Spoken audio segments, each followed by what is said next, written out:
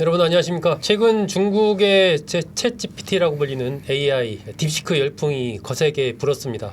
지금도 불고 있죠. 특히 최근에 중국 내에서 그 딥시크에다가 복권 번호 좀 알려줘 해가지고 물어봐서 당첨된 사례가 보도가 되면서 이게 국제적으로 화제가 되기도 했습니다. 이 문제를 계기로 한번 이 딥시크 관련된 여러 가지 아시아경제 이현우 기자와 알아보겠습니다. 자, 이현우 기자, 예. 이 딥시크한테 복권 번호 물어보고 그 번호 알려준 것대로 해서 당첨이 됐다. 이 얘기가 최근에 좀 화제가 돼서 이거 실제로 있었던 일인가요? 네, 지금 일단 중국에서 보도가 나온 걸로 보면은 이야기가 처음 이제 시작이 된 거는 중국 안후이성에 사는 한 남성이 딥시크가 추천해준 숫자로 복권을 사가지고 실제 일부가 당첨이 됐다 이렇게 주장하면서 중국 SNS에 확 퍼지면서 이제 나온 내용이었는데요. 얼마나 당첨이 된 거예요? 이거 엄청난 몇십억 된 겁니까? 네, 실제 그렇지는 않다고요. 그 정도는 아니고 실제 당첨 금액 자체는 굉장히 작았다고 합니다. 네, 얼마인가요? 중국 돈을 5위안, 네. 우리 돈으로는 한 1,000원 정도 상금을 받았다고. 1,000원? 네.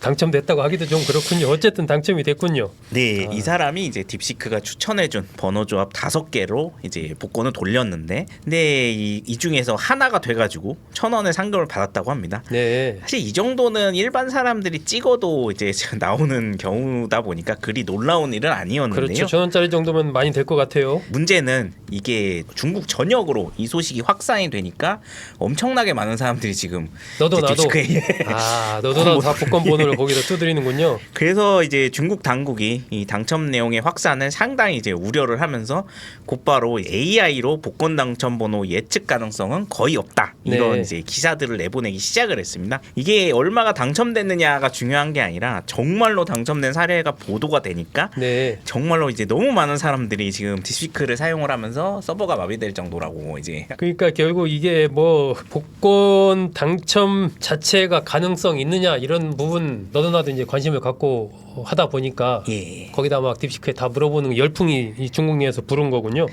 예, 그러나 실제로는 이제 전문가들도 복권 추첨 자체는 어떤 계산식으로 풀어내거나 빅데이터로 풀어낼 수 있는 문제가 아니기 때문에 이제 무작위로 결국엔 번호를 주는 거니까 이제 자칫하면 사행성에 빠질 수가 있으니 주의하라 이런 식으로 지금 이야기하고 있습니다. 네, 실제로 복권에 당첨되지 않는다고 해도 중국 내에서 얼마만큼 이 딥시크에 대한 좀 열풍이 불고 있나를 보여주는 한 사례로 충분한 것 같습니다. 자, 그런데 이현우 기자, 이게 해외에서도 어쨌든 딥시크가 생겨나면서 딥시크 쇼크다 이랬을 정도로 굉장히 충격을 좀 줬잖아요. 이 화제가 된 그 이유가 왜 그런가요? 네, 사실은 이 딥시크 자체가 기술적 성과가 챗 GPT를 비롯해서 이미 기존에 나왔던 다른 생성형 AI에 비해서 엄청나게 뛰어나거나 사실 그런 건 아니라고 그런 건 합니다. 아니죠. 예. 예, 그런데 이제 비슷한 성능을 내고 있는데 가격이 매우 저렴하다는 점이 이제 쇼크로 다가왔다 그런 평가가 나오고 있습니다. 개발비가 굉장히 싸다.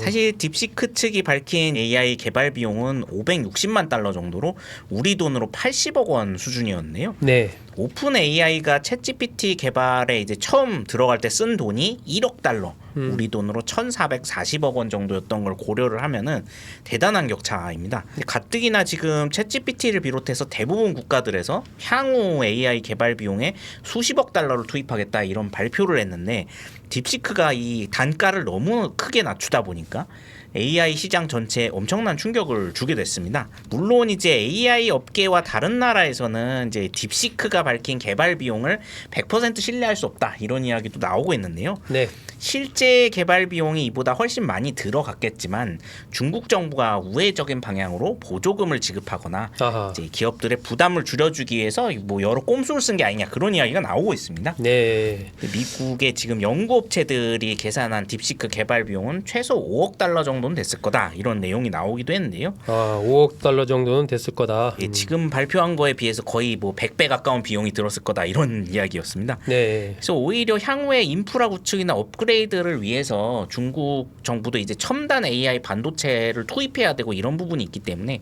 앞으로 비용이 천문학적으로 더 들어가는 게 아니냐 이런 우려들도 나오고 있습니다. 네, 어쨌든 이 딥시크 부분은 앞으로도 당분간 계속 논란이 될 것 같습니다. 이 오픈소스 공개한 부분에 대해서는 또 굉장히 긍정적인 시각도 나오고 하지만 실제 개발비가 얼마냐 이것에 대해서는 논란이 분분한 그런 상황입니다. 우리나라 같은 경우에 지금 딥시크 앱을 다운로드를 받을 수가 없습니다. 지난 15일부터 금지가 된 상황인데 이게 개인정보보호위원회에서 좀 개인정보 보호하는데 문제가 있다라는 지적을 했고 그걸 딥시크가 받아들여서 중단을 한 그런 결과인데 뭐 이런 경우가 아니어도 지금 우리나라도 그렇지만 공공기관들 특히 이 딥시크 사용을 다 금지를 하고 있고 미국은 뭐 당연히 금지를 하고 있죠. 자, 이 딥시크 열풍 이런 속에서 중국을 제외한 다른 나라들이 계속해서 이제 딥시크를 사용하지 마라 이렇게 사용 금지를 하고 있는 이건 이유가 뭔가요? 예, 일단 가장 기본적인 문제는 개인정보 수집과 이 이용 문제 때문에 그렇다고 합니다. 일단 딥시크 서비스를 이용을 하려면은 생년월일이나 이제 자신의 이름, 전화번호, 이메일 주소 이런 개인정보들을 기재를 해야 되는데요. 이게 일단 중국 서버에 모두 저장이 된다는 점에서 안전 우려가 굉장히 커지고 있습니다. 아, 그런 정보가 고스란히 중국으로 넘어갈 것이다라는 그 생각이죠.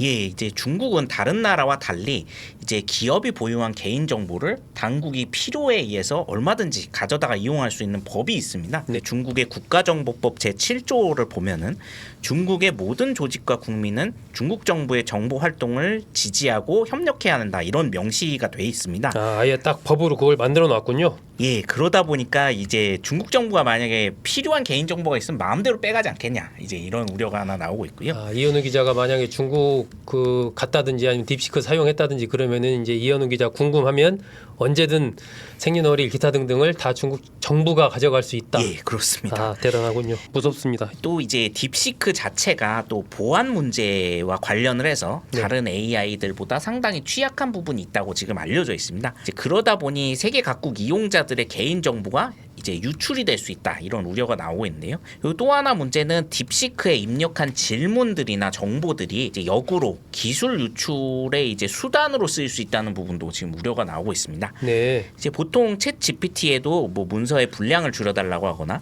아니면 주요 프로젝트 문서 작업을 하는 경우가 있는데 딥시크에 이런 자료들을 자칫 입력을 잘못하면은 이 정부가 고스란히 또 중국 정부로 넘어갈 수 있다 이런 우려가 그대로 한편으로, 예. 그것이 중국 정부로 넘어가서 정보가 유출될 수 있다. 예, 그렇습니다. 그래서 미국을 비롯해서 많은 국가들이 이제 국가 정부기관이나 공공기관에서는 일체 딥시크 사용을 지금 중단하라고 명령을 내리고 있습니다.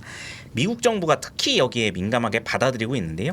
아무래도 그동안 중국에서 여러 경로로 미국의 군사기밀이라든지 우주 기술이 계속 탈취되는 문제가 발생을 했기 때문에 더 민감하게 지금 반응하는 게 아닌가 이런 이야기가 나오고 있습니다. 아, 그렇군요. 여하튼 중국과 관련해서 이야기할 때 이 정보 유출의 문제는 참 모든 부문에서 다 해당이 되는 것 같습니다. 우리나라 같은 경우에 어쨌든 이제 중국과 여러 가지 관계가 있고 예. 미국과는 뭐 혈맹의 관계고 이러니까 이 딥시크 사용을 놓고도 정보 유출 우려 또 미국의 여러 가지 흐름들 속에서 우리도 딥시크 부분에 대해서 사용 중지하는 경우도 있을 텐데 중국이 또 그런 거에 대해서 불만을 제기할 수도 있을 것 같고 뭐 이게 좀 약간 우리나라가 요 문제에 둘러싸고도 어떤 입장을 취해야 될지 약간 애매모호한 부분이 있을 듯한데 전망은 어떻습니까? 우리나라 입장에서는 또 다른 이제 사드 문제가 되는 게 아니냐 이런 이야기까지 나오고 있는데요. 지금 이제 국방부나 외교부 등 정부 부처를 비롯해서 지금 보안 문제 해결 전까지는 딥시크 다운로드까지 이제 금지를 한 상황인데 만약에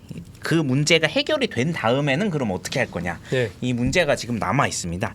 사실 미국하고 지금 유럽이나 대만 같은 나라들에서는 이런 단서를 달지 않고 아예 사용을 지금 중단시킨 상태이기 때문에 지금 이제 우리는 미국과 중국 양쪽 눈치를 동시에 봐야 되는 상황에서 지금 단서를 달아놓은 상황이라고 하거든요. 그러면은 일단 이게 자칫하면은 과거 사드 문제처럼 우리가 또 미국하고 중국 사이에서 끼어가지고 이 문제가 이제 장기적으로 중국과의 관계에 장벽으로 작용하는 게 아니냐 이런 우려가 나오고 있기 때문에 그리고 올해는 이제 미국도 정부가 바뀌면서 적어도 이제 미국과 중국 양국 간의 무역 분쟁이 협상 모드로 들어갈 걸로 지금 기대를 하고 있는 상황입니다. 이제 그런 면에서 이제 딥시크가 또 다른 이제 분쟁의 축을 마련하지 않을까 이런 우려 때문에 지금 계속해서 이 부분은 어떻게 대응을 할지에 대해서 얘기가 나오고 있는 것 같습니다. 다만 이제 딥시크 자체를 지금 미국뿐만이 아니라 서방 국가들이 전반적으로 이제 공용 사용을 중단을 하는 그런 방향으로 가고 있기 때문에 이거를 지금 우리나라 입장에서 그럼 보안 문제가 해결이 됐다고 해도 바로 이제 우리는 도입을 하겠다 이런 입장을 지금 내세우기가 상당히 어려움이 클 걸로 예상이 되고 있습니다.